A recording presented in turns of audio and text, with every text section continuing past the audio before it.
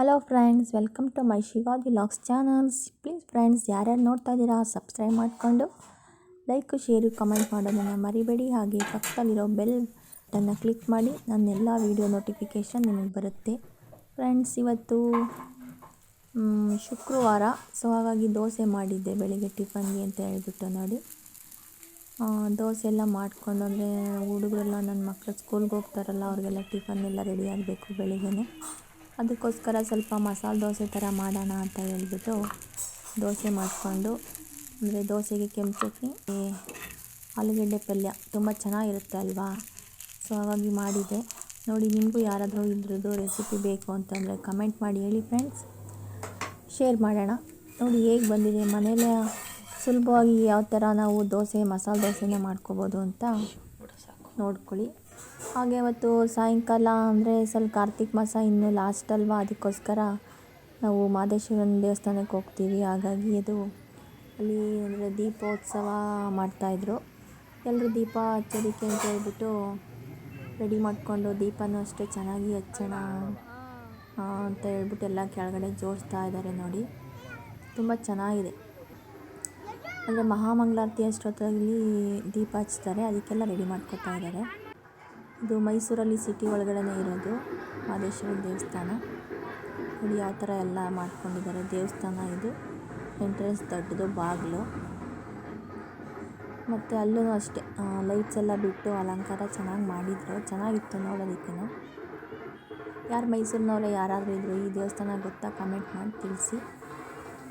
ಮತ್ತು ಮುಂದೆಗಡೆನೂ ಅಷ್ಟೇ ಚಿಕ್ಕ ಚಿಕ್ಕ ಮಕ್ಕಳು ಮತ್ತು ಹುಡುಗಿರು ಎಲ್ಲ ಸೇರಿಕೊಂಡು ರಂಗೋಲಿ ಎಲ್ಲ ಬಿಡಿಸಿ ಅದಕ್ಕೆ ಅಲಂಕಾರ ಮಾಡ್ತಾಯಿದ್ರು. ನೋಡಿ ಹೇಗಿದೆ ಹೇಳಿ ಫ್ರೆಂಡ್ಸ್. ಹಾಗೆ ಬನ್ನಿ, ಒಂದು ಅತ್ಯಂತ ನಮ್ಮ ಕರ್ನಾಟಕದ ಕಡೆ ಹೆಸರುವಾಸಿಯಾಗಿರೋದು, ಮೈಸೂರು ಕಡೆ ಹೆಸರುವಾಸಿಯಾಗಿರುವಂಥ ಅವರೆಕಾಳು ಮತ್ತು ಅವಲಕ್ಕಿ ಹಾಕ್ಬಿಟ್ಟು ಬಿಸಿಬೇಳೆ ಭಾತನ್ನ ಯಾವ ಥರ ಮಾಡೋದು ಅಂತ ಅನ್ನೋದನ್ನು ತೋರಿಸ್ತಿದ್ದೀನಿ ನೋಡಿ ಫ್ರೆಂಡ್ಸ್. ಇದಕ್ಕೆ ಮೊದಲು ಏನೇನು ಬೇಕು ತರಕಾರಿ ಅಂದರೆ ಅವರೆಕಾಳು, ಮತ್ತು ಗೆಡ್ಡೆಕೋಸು, ಬೀನ್ಸು, ಕ್ಯಾರೆಟು, ಮತ್ತು ದಪ್ಪಮೆಣ್ಸಿನ್ಕಾಯಿ, ಒಂದು ಈರುಳ್ಳಿ, 2 ಟೊಮೊಟೊ ಇಷ್ಟನ್ನೇ ಹೆಚ್ಚಿಟ್ಕೊಳ್ಳಿ. ಮತ್ತು ಇದರಲ್ಲಿ ನಾನು ತೋರಿಸಿದ್ನಲ್ಲ ಈ ಬೌಲಲ್ಲಿ 1.5 ಕಪ್ಪು ತೊಗರಿಬೇಳೆ ಮತ್ತು ಹೆಸರುಬೇಳೆ 2 ಮಿಕ್ಸ್ ಹಾಕ್ಕೊಂಡ್ರೆ ಚೆನ್ನಾಗಿರುತ್ತೆ ನೋಡಿ. ನಾವು ತರಕಾರಿ ಏನೇನು ಹೆಚ್ಕೊಂಡಿದ್ವಿ ಎಲ್ಲನೂ ಒಂದು ಕುಕ್ಕರಲ್ಲಿ ಹಾಕ್ಕೊಂಡು ಬೇಯಿಸ್ಕೊಳ್ಳೋಣ. ಸೊ ಅದಕ್ಕೋಸ್ಕರ ಎಲ್ಲನೂ ನಾನು ಒಂದೇ ಒಂದು ವಿಷಲ್ ಕೂಗಿಸಿ ಸಾಕು. ಅಂದರೆ ನಮ್ಮನೇಲಿ ಒಂದು ವಿಷಲ್ಗೆ ಬೇಳೆನೂ ಕೂಡ ಬೆಂದೋಗುತ್ತೆ, ಅದಕ್ಕೋಸ್ಕರ ಅಷ್ಟೇ. ತರಕಾರಿ ಮತ್ತು ಬೇಳೆ ಮತ್ತು ಬಟಾಣಿ, ಇಲ್ಲಾಂದರೆ ನಿಮಗೆ ಅವರೆಕಾಳು, ಈಗ ನಾನು ಅವರೆಕಾಳು ಹಾಕಿ ಮಾಡ್ತಾಯಿದ್ದೀನಿ, ಇಲ್ಲಾಂದರೆ ಬಟಾಣಿನ ನೀವು ಯೂಸ್ ಮಾಡ್ಬೋದು. ಹಾಕಿ ನೀವು ಅದಕ್ಕೆ ಸ್ವಲ್ಪ ಎಣ್ಣೆ ಮತ್ತು ಸ್ವಲ್ಪ ಅರಿಶಿಣದ ಪುಡಿ ಇಷ್ಟನ್ನು ಹಾಕ್ಕೊಂಡು ಒಂದು ವಿಷಲ್ ಕೂಗಿಸಿ. ನಿಮ್ಮ ಮನೇಲಿ ಏನಾದ್ರು ಬೇಳೆ ಬೇಯಲ್ಲ ಅಂದರೆ 2 ವಿಷಲ್ ಕೂಗಿಸ್ಕೊಳ್ಳಿ ಸಾಕು. ತುಂಬ ತರಕಾರಿ ಬೆಂದ್ಬಿಟ್ರೂ ಚೆನ್ನಾಗಿರಲ್ಲ. ಸ್ವಲ್ಪ ನಮಗೆ ತಿನ್ನೋಕ್ಕೂ ಅಷ್ಟೇ ಕ್ರಂಚಿಯಾಗಿದ್ದರೆ ಚೆನ್ನಾಗಿರುತ್ತೆ. ಅದಕ್ಕೋಸ್ಕರ ನೋಡಿ ಬೇಳೆ ಮತ್ತು ಎಲ್ಲ ತರಕಾರಿನೂ ಹಾಕಿ ಚೆನ್ನಾಗಿ ಒಂದು ಮಿಕ್ಸ್ ಕೊಟ್ಬಿಟ್ಟು ಒಂದು ವಿಷಲ್ ಕೂಗಿಸ್ಕೊಳ್ಳಿ. ಅದಕ್ಕೆ ಅರಿಶಿಣ ಏನಕ್ಕೆ ಅಂದರೆ ಅರಿಶಿಣದ ಪುಡಿ ಮತ್ತು ಎಣ್ಣೆ ಹಾಕಿದ್ರೆ ಸ್ವಲ್ಪ ಅದು ನೀರೆಲ್ಲ ಬರಲ್ಲ ಅಂತ, ಅದಕ್ಕೋಸ್ಕರನೇ ಅಷ್ಟೇ. ಅದನ್ನು ಕುಕ್ಕರಲ್ಲಿ ಒಂದು ವಿಷಲ್ ಕೂಗಿಸ್ಕೊಂಡು ನೋಡಿ. ಇದರಲ್ಲಿ ನಾನು 1.5 ಲೋಟ ಅವಲಕ್ಕಿ ಹಾಕಿದ್ದೀನಿ. ಅಂದರೆ ನಿಮ್ಮ ಹತ್ರ ಏನಾದ್ರು ಪಾವು ಅಂತ ಹೇಳ್ತಾರಲ್ಲ, ಅದರಲ್ಲಿ ನೀವು ಅಳತೆ ಮಾಡೋಕ್ಕೆ ಅಂತಂದರೆ ನೋಡಿ 1.5 ಲೋಟ ಹಾಕಿದ್ದೀನಿ ಅವಲಕ್ಕಿನ. ಅಂದರೆ ಅಕ್ಕಿಗಿಂತ ಅವಲಕ್ಕಿ ಬಿಸಿಬೇಳೆಭಾತು ತುಂಬ ಚೆನ್ನಾಗಿರುತ್ತೆ ಮತ್ತು ಬೇಗನೂ ಆಗಿಬಿಡುತ್ತೆ ನಿಮಗೆ. ಎಷ್ಟು ಬೇಗ ಅಂದರೆ ಅಷ್ಟು ಬೇಗನೂ ಆಗಿಬಿಡುತ್ತೆ. ಮತ್ತು ಇಲ್ಲಿ ನೋಡಿ, ನೀವು ಅದಕ್ಕೆ ಸ್ವಲ್ಪ ಪುಡಿ, ಅಂದರೆ ನಿಮ್ಮ ಮನೇಲಿ ಬಿಸಿಬೇಳೆಭಾತು ಅಂಗಡಿದಾದರೂ ಸರಿ, ಇಲ್ಲ ನೀವು ಮನೇಲಿ ಮಾಡಿರೋದಾದರೂ ಸರಿ, ಯಾವುದಾದ್ರೂ ನೀವು ಯೂಸ್ ಮಾಡ್ಬೋದು. ಅದಕ್ಕೆ ಹಸಿ ತೆಂಗಿನಕಾಯಿ ಜೊತೆ ಮತ್ತು ಬಿಸಿಬೇಳೆಭಾತು ಪೌಡ್ರನ್ನು ಹಾಕಿ ಸ್ವಲ್ಪ ರುಬ್ಕೊಂಡು ಹಾಕಿದ್ರೆ ಹೊಂದ್ಕೊಂಡು ಒಂಥರ ಚೆನ್ನಾಗಿರುತ್ತೆ ಟೇಸ್ಟು. ನಾನು ಹೀಗೆ ಮಾಡೋದು, ಕಾಯಿ ಜೊತೆ ಸ್ವಲ್ಪ ಬಿಸಿಬೇಳೆಭಾತು ಪೌಡ್ರನ್ನ ಹಾಕಿ ರುಬ್ಕೊಂಡು ಮಾಡ್ತೀನಿ. ಇಲ್ಲ ಒಬ್ಬರು ಹಾಗೆ ಪುಡಿನ ಹಾಗೇ ಹಾಕ್ಬಿಟ್ಟು ಮಾಡ್ತಾರೆ, ಅದು ಟೇಸ್ಟ್ ಚೆನ್ನಾಗಿರುತ್ತೆ. ಬಟ್ ಇದು ಹಾಕಿದ್ರೆ ಒಂಥರ ಗಟ್ಟಿ ಥರ ಬಂದು ಕನ್ಸಿಸ್ಟೆನ್ಸಿ ಸ್ವಲ್ಪ ಚೆನ್ನಾಗಿ ಬರುತ್ತೆ. ಬಿಸಿಬೇಳೆಭಾತು ನೀರು ಥರ ಆಗಿಬಿಡುತ್ತೆ ಇಲ್ಲ ಅಂದರೆ. ಅದಕ್ಕೋಸ್ಕರ ಅಂದರೆ ಒಂದೊಂದು ಸ್ವಲ್ಪ ರುಬ್ಕೊಳ್ಳಿ ಅಷ್ಟೇ. ತರಕಾರಿ ಎಲ್ಲ ರುಬ್ಕೊಂಡು ಅದನ್ನು ನಾವು ತರಕಾರಿ ಎಲ್ಲ ಅದಕ್ಕೆ ಮಿಕ್ಸ್ ಮಾಡ್ಕೋಬೇಕು. ನೋಡಿ ಚೆನ್ನಾಗಿ ರುಬ್ಕೊಂಡು ಮತ್ತು ಅವಲಕ್ಕಿನೂ ಅಷ್ಟೇ ತೊಳೆದು ಇಟ್ಕೊಂಡಿರಿ.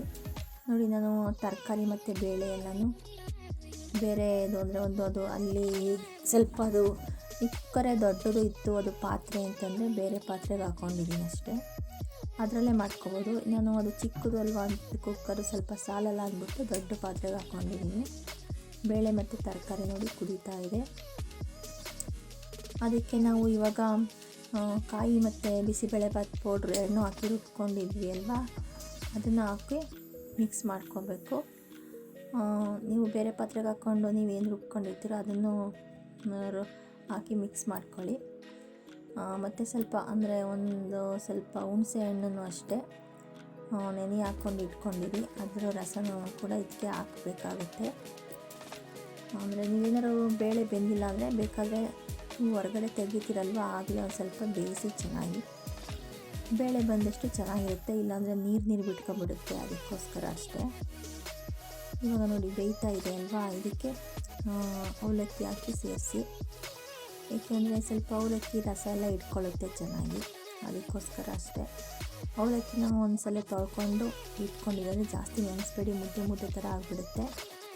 ಇನ್ನೇನು ಕುಕ್ಕರ್ಗೆ ಬೇರೆ ತೆಗೆದು ಓಪನ್ ಮಾಡಿಬಿಟ್ಟು ಇನ್ನೇನು ಇಡ್ತೀವಿ. ನೆಕ್ಸ್ಟು ನಾವು ಬಾತಿನ ಪುಡಿ ಎಲ್ಲನೂ ಹಾಕಬೇಕು ಅನ್ನೋ ಟೈಮಲ್ಲಿ ಅವಲಕ್ಕಿನ ತೊಳ್ಕೊಂಡಿಡಿ. ಇದು ರುಬ್ಬಿರೋ ಮಿಶ್ರಣ ಇತ್ತಲ್ಲ, ಅಂದರೆ ಬಾತಿನ ಪುಡಿ ಮತ್ತು ತೆಂಗಿನಕಾಯಿ ತುರಿ ಅದನ್ನು ಹಾಕ್ಕೊಂಡು ಒಂದೊಳ್ಳೆ ಮಿಕ್ಸ್ ಕೊಡಿ. ನೆಕ್ಸ್ಟು ಇದಕ್ಕೆ ಸ್ವಲ್ಪ ಹುಣಸೆ ಹುಳಿ ಹಾಕ್ಕೊಳ್ಳಿ. ಅಂದರೆ ಸ್ವಲ್ಪ ಯಾರಾದರೂ ಹುಳಿ ಇಷ್ಟಪಡೋರಿದ್ದರೆ ಹುಣಸೆ ಹುಳಿ ರಸನೂ ಸ್ವಲ್ಪ ಹಾಕ್ಕೊಳ್ಳಿ, ಟೇಸ್ಟು ಚೆನ್ನಾಗಿ ಬರುತ್ತೆ. ಇದಕ್ಕೆ ಅಂದರೆ ನಾವು ರುಬ್ಕೊಂಡಿದ್ವಲ್ಲ ಮಿಕ್ಸಿದು, ಅದನ್ನ ತೊಳೆದು ಎಲ್ಲ ಹಾಕೋತಾ ಇದ್ದೀನಿ ಚೆನ್ನಾಗಿ. ಎಲ್ಲನೂ ಹಾಕ್ಕೊಂಡು ಒಂದು ಮಿಕ್ಸ್ ಕೊಡಿ ಫ್ರೆಂಡ್ಸ್, ತುಂಬ ಚೆನ್ನಾಗಿರುತ್ತೆ ಬಿಸಿಬೇಳೆಭಾತು.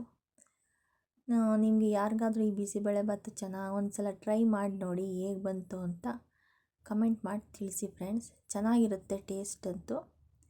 ಅಕ್ಕಿದು ಬೇರೆ ಟೇಸ್ಟ್ ಬರುತ್ತೆ, ಇದೇನೇ ಬೇರೆ ಟೇಸ್ಟ್ ಬರುತ್ತೆ.